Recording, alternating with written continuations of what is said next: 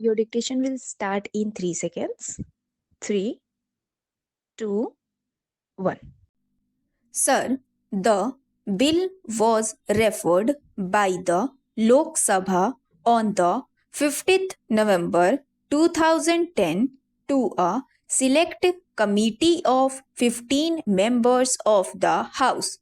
The select committee scrutinized the provisions of the bill with reference to the views expressed in various memoranda and representations in the matter from diverse sections of the public and submitted a unanimous report before the Lok Sabha on the 5th December.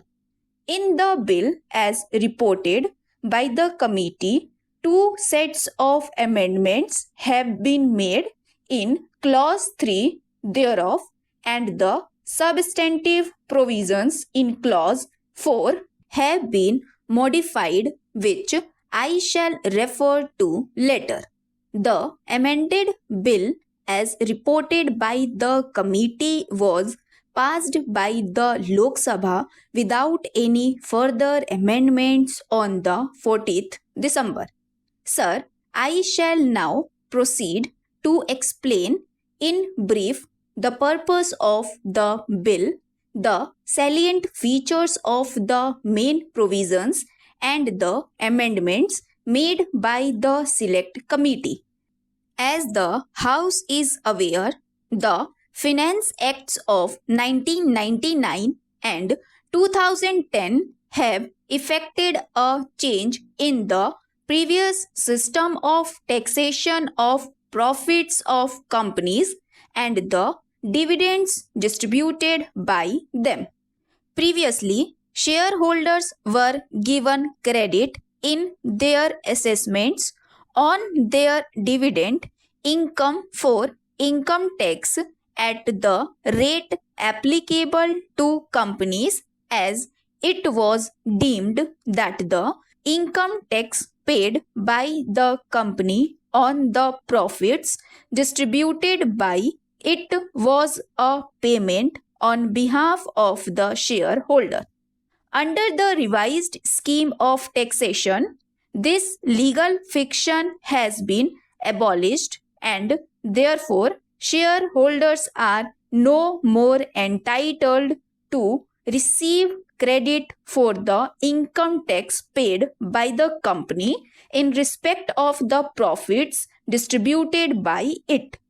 Simultaneously, the rate of the tax payable by Indian companies and other companies who have made arrangements for the declaration of dividends in India has been reduced. Further, the tax based on excess dividends and wealth tax on companies have been abolished. It was expected that with the reduction in taxes and the consequent increase in the distributable funds of companies, they would be declaring higher dividends both on their preference and ordinary shares. The government's intention in this behalf was clarified in the Finance Minister's speech in the Lok Sabha on the 20th April 2010. However, in the case of preference shareholders who, according to their contracts, are entitled to dividend at fixed rates, this expectation did not materialize. Some companies expressed their willingness to increase the preferential dividends, but they indicated that the practical difficulties in the way of declaring higher dividends on preference shares could not be removed by suitable legislation.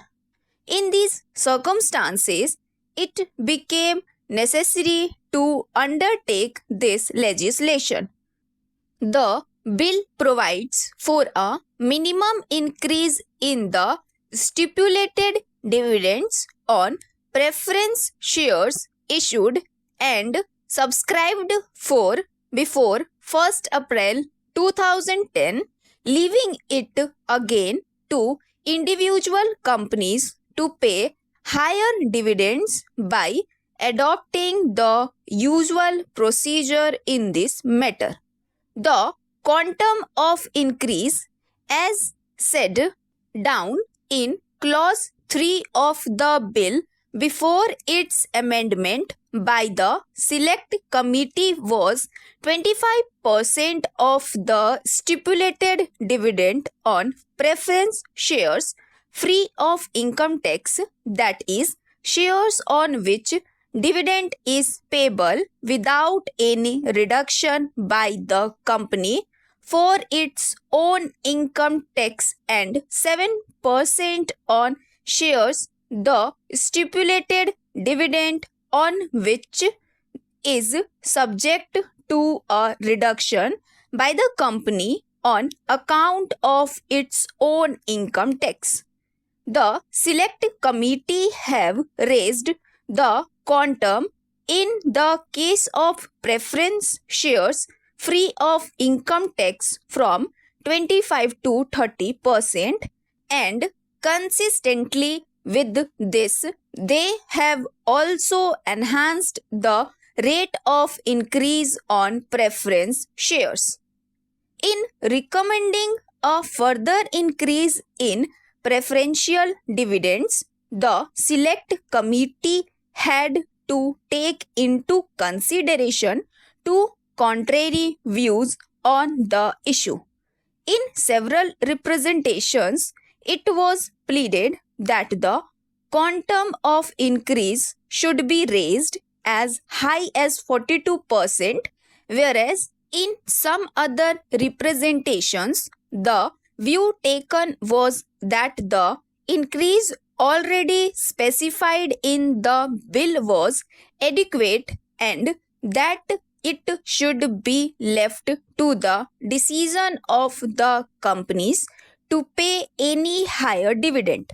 The select committee have gone into this matter carefully and have adopted a via media which reflects their awareness of the position that all companies may not have the same capacity for payment of larger dividends, and that the best course would be to lay down a minimum increase, leaving it to the discretion of companies to pay a higher dividend by following the usual procedure in the matter. I shall now proceed to certain other salient features of the bill.